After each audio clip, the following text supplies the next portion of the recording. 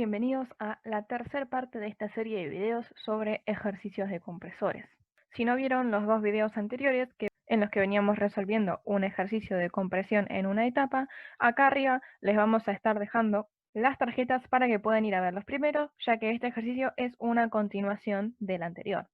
El enunciado dice lo siguiente: con el objetivo de seguir reduciendo los costos energéticos, se desea evaluar la posibilidad de construir un compresor de 2 etapas para cumplir los requerimientos enunciados para el de una etapa. ¿Cuál sería la potencia del motor de accionamiento? Puede resolverse de forma gráfica. Suponga que el mismo opera en la condición más realista de las tres planteadas anteriormente. Si recordamos, teníamos un compresor que succionaba aire a presión y temperatura ambiente y debía llevarlo a una presión final de 1034,21 kilopascales. Además, sabíamos que el caudal de trabajo era de 0,3 toneladas hora.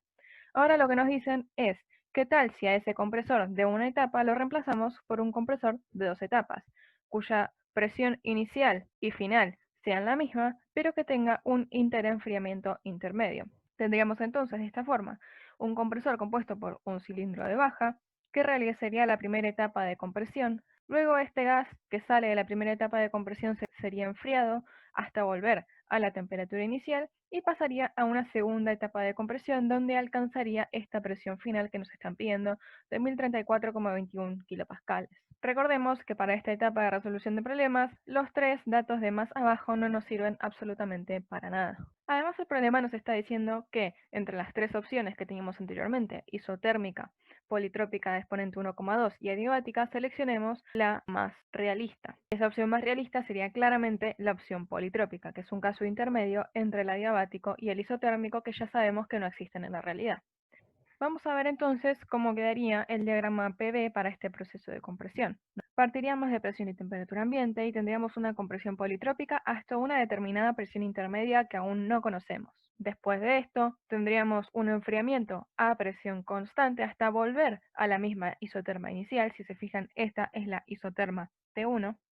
Y luego, a partir de este punto, tendríamos la segunda etapa de compresión, también politrópica con el mismo exponente 1,2, hasta llegar a la presión final, que es esta de acá. Entonces, estaríamos iniciando por acá, haciendo este recorrido y finalizando por acá. El trabajo específico total involucrado sería este área bajo de la curva, integrando con respecto al eje Y, y estaría compuesto del trabajo de la primera etapa más el trabajo de la segunda etapa. Si recordamos de la teoría, cuando buscamos minimizar el trabajo total de compresor, llegamos a la conclusión de que la condición de trabajo total mínimo es aquella en la cual los trabajos específicos de cada etapa son iguales. De allí llegamos a deducir esta fórmula, la cual nos permite calcular cuál es la presión intermedia que hace cumplir esta condición de trabajo total mínimo, la cual tiene esta expresión. Para nuestro caso, en el que tenemos simplemente una presión intermedia, que es la presión intermedia 1, esta presión intermedia 1 va a ser igual a la presión de entrada por la raíz n de la relación de compresión total. En este caso, n mayúscula es el número de etapas, que son 2. Entonces tendríamos la raíz cuadrada de P2 sobre P1, siendo P2 la presión final a la salida del equipo y P1 la presión a la entrada del equipo. ¿Para qué queremos calcular esta presión intermedia? Bueno, básicamente porque este gráfico lo que nos da es el trabajo sobre la temperatura de entrada por etapa, es decir, si tenemos un compresor de varias etapas, sabemos que la expresión de trabajo específico se cumple para cada una de estas etapas. Entonces, por acá, por el eje X, tenemos que entrar con la relación de compresión por etapa. Una vez que tengamos calculada esta presión intermedia, podemos calcular la relación de compresión por etapa, que sería presión intermedia 1 sobre presión 1, y que si hacen las cuentas va a ser igual a la relación de compresión de la segunda etapa, que sería presión 2 sobre presión intermedia 1.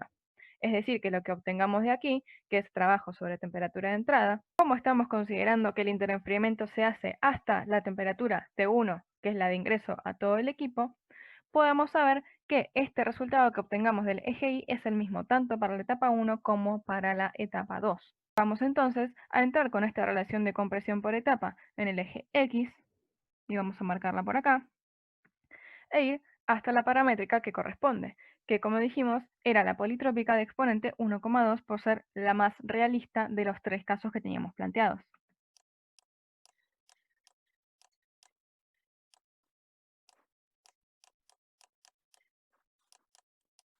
al chocar con la paramétrica e ir horizontalmente hacia el resultado en el eje Y, vemos que gráficamente más o menos este es el valor al que llegamos. Lo único que tenemos que hacer es despejar el trabajo de la etapa de compresión de baja presión. Al igual que vimos en el caso anterior, le agregamos el signo negativo para indicar que es un trabajo que está entrando. Ahora, como dijimos, el trabajo específico total es la suma de los trabajos específicos de cada etapa. Y como trabajamos bajo la suposición de trabajo total mínimo, sabemos que los trabajos específicos de cada etapa son iguales. Por lo tanto, hacer trabajo específico de baja más trabajo específico de alta es lo mismo que hacer 2 por el trabajo específico de baja que acabamos de encontrar. Es decir, si nosotros calculamos el trabajo específico para una sola etapa con el gráfico y después lo multiplicamos por el número de etapas, vamos a obtener el trabajo específico total. Vamos entonces a multiplicar número de etapas por trabajo específico de la etapa y obtener el trabajo específico total. Por último, si afectamos este trabajo específico total por el caudal másico que nos daba el problema y arreglamos el tema de unidades, vamos a ver que la potencia que consume el compresor es de 18,3 kilowatts. Y acá podemos o poner que es potencia consumida o de entrada, o si no, agregarle un signo menos adelante. Cualquiera de estas dos opciones ya nos está indicando que es un trabajo que está ingresando al sistema. Como vemos, esta potencia de accionamiento a la que llegamos es menor a la que habíamos obtenido para el caso politrópico de igual exponente, pero en una sola etapa. Es decir, que estamos cumpliendo esto que nos piden de reducir el consumo energético. Espero que esto les haya sido útil y con esto concluye la serie de videos sobre ejercicios de compresores. Saludos y nos vemos la próxima.